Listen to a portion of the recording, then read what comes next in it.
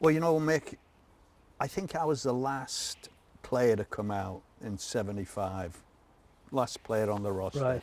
I think I missed 3 or 4 games. Yep. But you were the first, right? We were the first, Linda and I, to come over. And you were the first ever signed by the Timbers? First signed, is my knowledge of it. Wow. How did that come about? I mean... Well, as you know, Will, I played in Atlanta 1971, 72 and 73, each time going back to the Villa.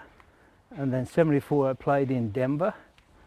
And after Denver, we said we'd give it one more try.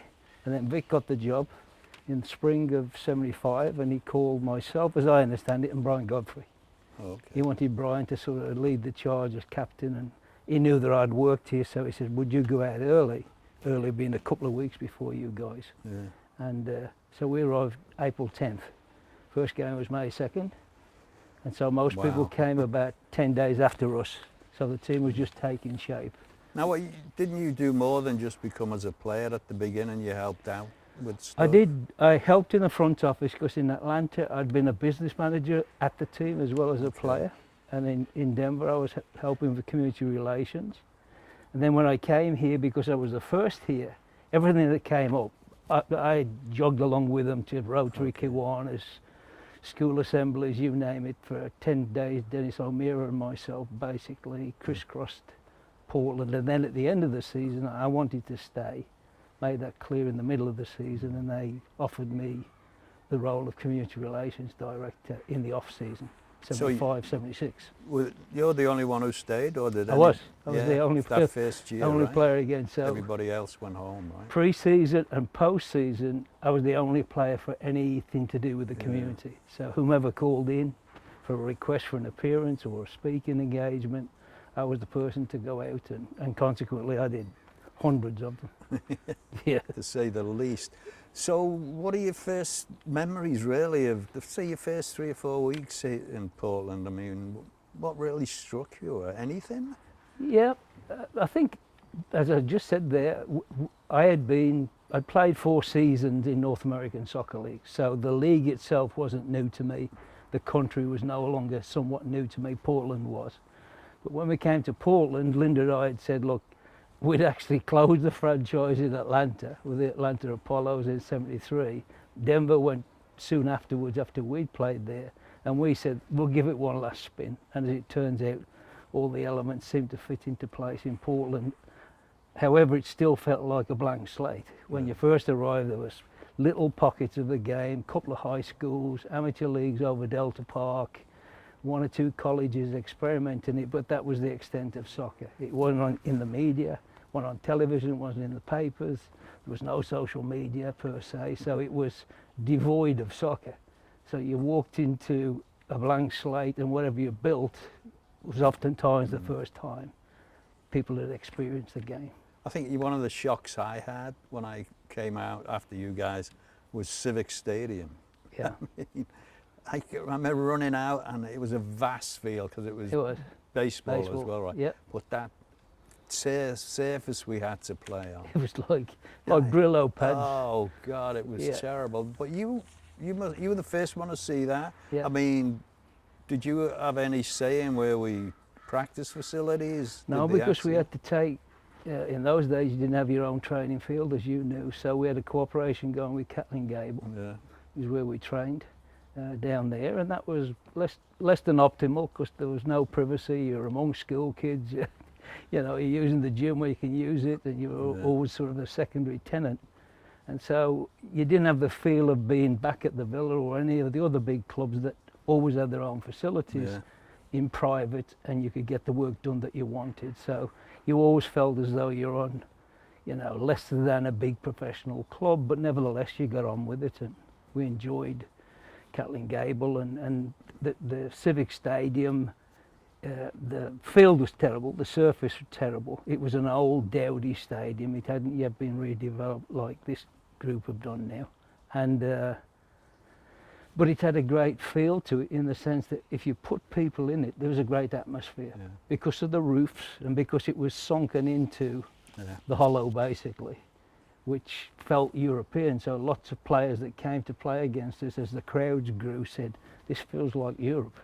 it's close and intense, except for the baseball field, obviously, which would put people out in the bleachers, so to speak. But to me, I just saw signs, the signs of having a good coach in Vic, him signing good players when we got to know that you and Brian Godfrey and Peter With and everybody was signing. I thought, based on a knowledge of those players, we're going to have a decent team here. Yeah. And it turned out to be a very good team for that year.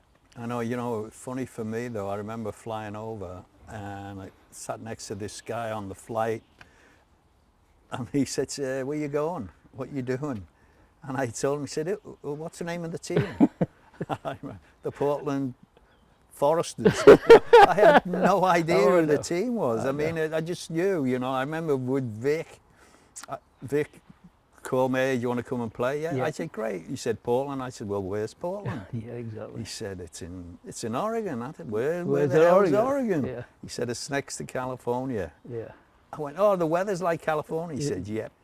Liar. It rained the first 2 weeks I was here. Yeah. But I loved it, I'm sure, there was something about being here that I think the team just gelled. The crowd just grew on a weekly basis. Yeah. It was just a magical time for me. Same as me. Yeah. Same as me. I think the local ownership group, which was headed up by John Gilverson, who was the first president there. What happened to us is we came over, they put us up at the Mallory, which is now the Deluxe Hotel. Yeah. And after a couple of days, John and his wife Jan said, you got to come stay with us.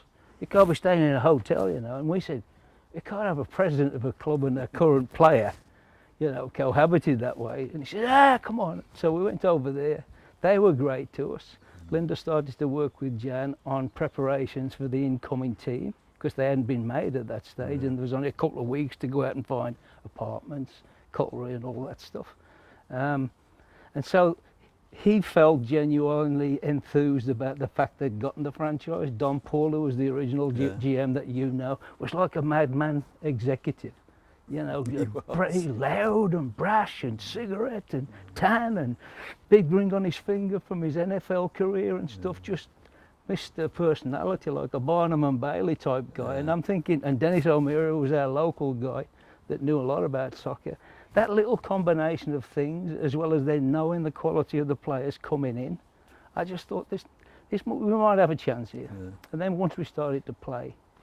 That season, I mean, I played for 20 odd years and that season still stands out of all the other things I ever did. Yeah. That was just a memory that I will never forget because it was just like somebody just touched you on the head and said, you're going to have the best 10 weeks of your life. That's right. And it was, everything just fell into place. I mean, it was an amazing time, amazing. I think great credit has to be given to Vic because Vic understood the need for players here. He understood the way he wanted to play and he chose players who would play to that system. And as you know, that nobody was bigger than the team. No. We had some outstanding players, yourself and Peter Worth and Jimmy Kelly were extraordinary players, in terms of the fans' view. But we also had then the grunts like myself and others then that got the work done for you to shine. But you never held it over us and we never held it over you. We were a team. And we weren't necessarily the best defenders off the field and in each other's back pockets. But once we crossed the white line, we were playing for the same thing, and it felt good. And then with the wins and with the crowd growing, I mean, we went from 7 to 9 to 11 to 12, 15, 18. You end up with 33,000, which is still the record for soccer in that stadium, still today. It was cool. I mean, so, I missed the first game. The first game was Seattle at home, right? Yeah. And it rained. Rained all the time. How was that? I mean, it was the first game ever. Yeah. You were at home against the enemy Seattle. I missed all that. How was that? Well, I think they came on board a year earlier, them and Vancouver in '74. And because of that, they were that much more organised ahead of the season. So they had a core squad. They built on the core squad. And I just thought, if we can compete with them, that gives me an indication we can do well, and we did. We were competitive in the first game, etc. And then as the players of the quality of yourself and others came on board then and slotted into the system, I thought we can excel here. You know, we'll be amongst the top for sure. And the crowd responded to it because it was new for Portland. It was a second sport behind the Blazers because the Blazers dominated everything else. It was affordable because season ticket prices were so low. It encouraged families to come. It encouraged females to come. And we promoted that as a family sport, as a female sport, as an accessible sport in terms of tickets, and all of those, like you said, it's like a magic potion. Yeah, it was. And it just came together, and it just felt like you kept on looking around to say, is this really it? You know what, the question I have for you, and I've never really thought about it, but why the colours that the Timbers are, why did they become green and white? Well, I think it just or fit. white and green. I think it just fit, you know, with nature being the northwest and timbers, the timber industry, so trees and woods and forests. But we were initially, it was the pioneers. So the first name chosen was the pioneers. But nobody within the office except Dennis knew of Lewis and Clark being the Lewis and Clark. I think they are pioneers. Yeah, that's right. And so Dennis came up and said, we can't do that because we'll have problems with Lewis and Clark and stuff. So they went down the other lists and sort of on the spot then, okay, we'll go with Timbers. It was already scientific research, everything. They just with what they had, and obviously then it fit. Once you attach the name to it, it was about this region, and it was a working class, blue collar, no big stars, no posers mentality, which the team also typified, which was, that's the way we played. So we never lost a game, we just ran out of time. And that was our mentality, right? Yeah, it was. Because that was Vic. Yeah, it was. Our team represented his personality, and even in five-a-sides when he would play in practice, you didn't finish practice until he won. Right?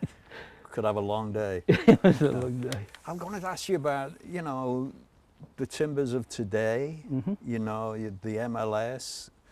I can't remember how far it was from when we finished to when the MLS started, but what are your thoughts on the MLS and the Timbers? I think soccer has progressed, certainly across the country. The league has got a firm foundation. I mean, what we have to say, looking back to the 70s when I played, was you never knew whether your franchise was going to be there the next year. So Atlanta Apollos, who I played for, went under, Denver went under, and so you couldn't plan a career.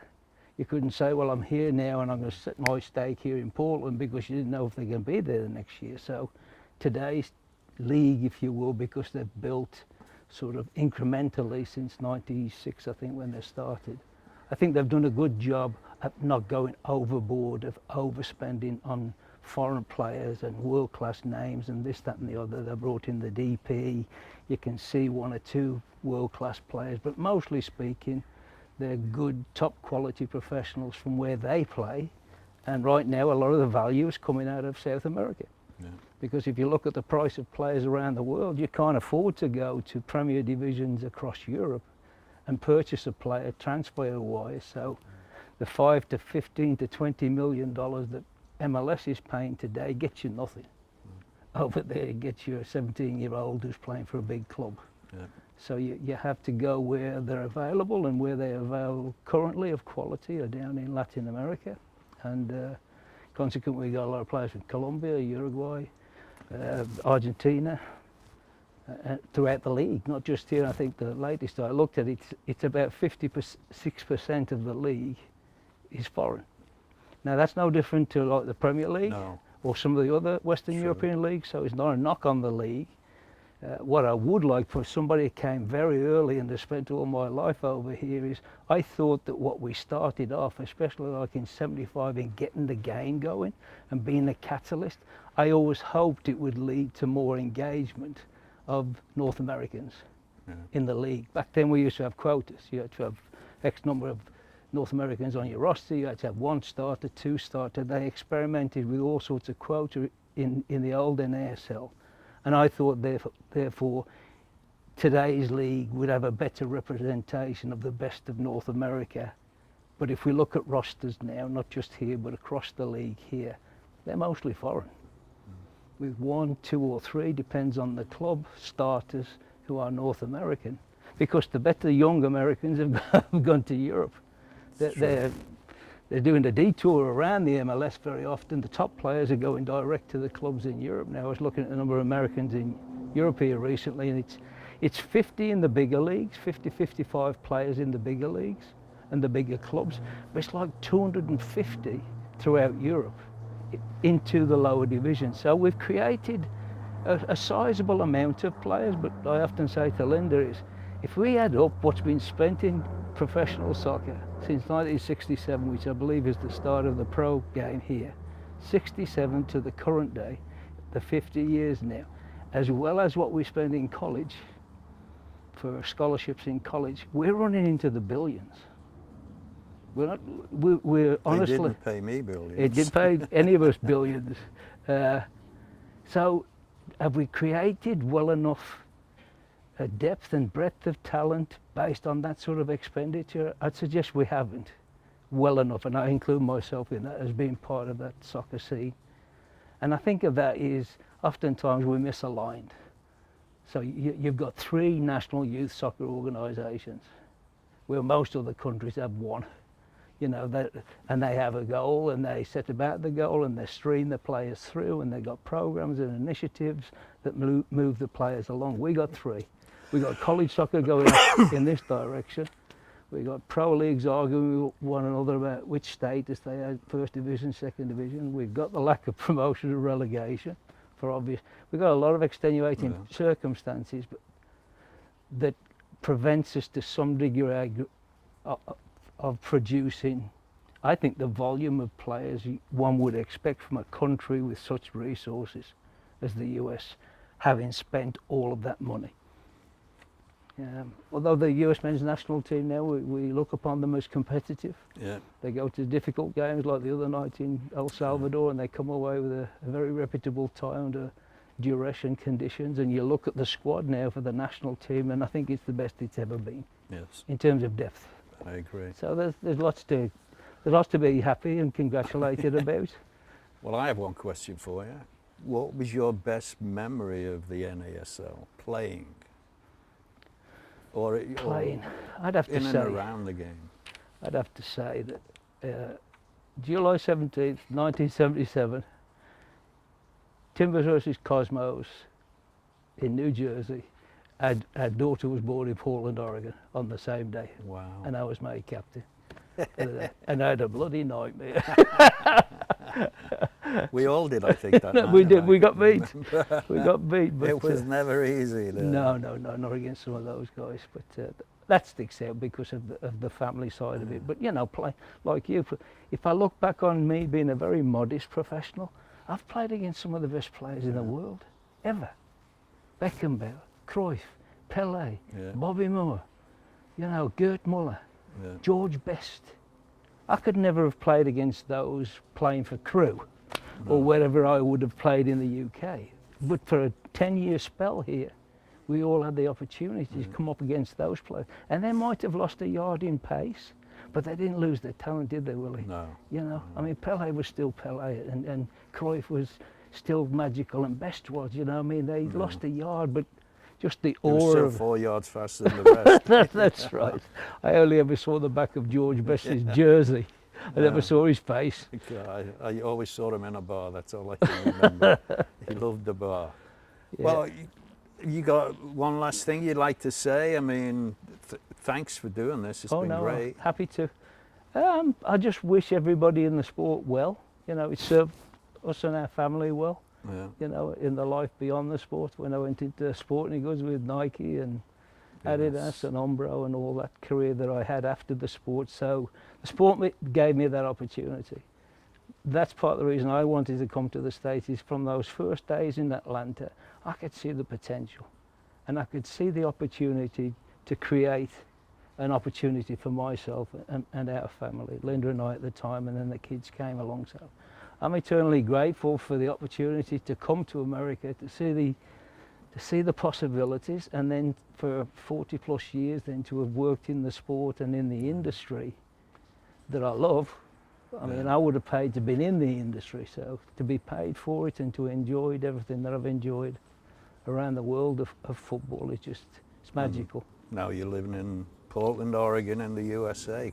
I bet when you look back, when I look back, this kid running around the streets in Liverpool, and I'm driving around sometimes, I think, what the hell am I doing Oh, here? I know. It's just amazing. And you know, coming to the Timbers, give me all that. And the same for you, you know, it opens so many doors for you, which you walk straight through, give you a great career, great lifestyle, and, you know, thank God for everything, huh?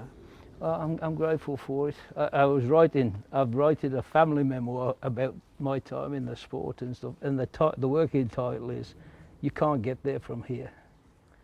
And that's exactly what you just said about where you came from. If people could see where we came from, where I came from, Linda came from, a little old terraced house in Tipton in the West Midlands in the Black Country with a dad that worked in a steel mill and a mum worked on an engineering pressing machine, and a little Catholic school, you know, where you never went outside your own town. We didn't have a car, we didn't have running water inside the house, we didn't have telephone, we had none of those. To think that you could imagine yourself then on this world scene with sometimes in companies like Nike and Adidas, where you've been in the presence of people like Pele and others. I could never have managed. It would be on my wildest dreams, and football gave that to me. I mean, you were at a different level. You could have fully expected, and you went on to play at a high level, much more than I did. So I never looked at it that way to think, well, I'll be one of the best in the sport. You know, I just thought, if I get a job here, I'll be fine. So and it taught, you and I often talk about, it taught us a lot, did the sport, about how to progress a career outside of football, because we had to start again, right? Yeah, totally. We had no degrees, no licensing, no programs. What am I going to do? You know, we're scared to death. That's scary. And yet you found a career, you know, in your position in sales, and I found one in the sporting goods industry, and never looked back. And I look at times spent within the sport, and I think we were privileged because as teammates, we knew what teams were about. You know, we knew what they were and they weren't. And oftentimes in corporate world, you're told you're on a team, this is one big family, and we say, bullshit. You know, it's not, okay? It's competitive, it's me against you, that's it. You know, dog eats dog. And of course, we knew that from football. We knew that because that's the way football was. You had to have that. And it therefore gave us an advantage, I think, in business. It does. I'm a big believer in that. So, hey, thanks. Thank you. Cool. Appreciate it.